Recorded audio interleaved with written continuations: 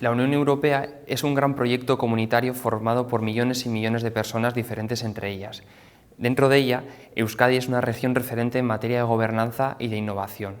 Y con la aparición de la Conferencia por el Futuro de Europa, en la que vamos a definir cuáles van a ser los pilares que erijan tanto el presente como el futuro de Europa, Euskadi tiene la oportunidad de ser una vez más referente, de dar un paso adelante. ¿Y cómo? Con la participación ciudadana. Para aumentar la participación ciudadana hay que erigirse o ostentarse en la juventud. Debemos cambiar el modelo tradicional en el que se toman las decisiones. La juventud debe tener una silla dentro de la mesa de decisiones en su ayuntamiento, en su ciudad, en su diputación e incluso en su gobierno, para que sea la juventud la que defina sus propias políticas de juventud. Esto hará que aumente la participación ciudadana en Euskadi y, por ende, en Europa. La participación ciudadana es un síntoma de salud democrática y ello genera, como consecuencia, una sociedad más justa y equitativa.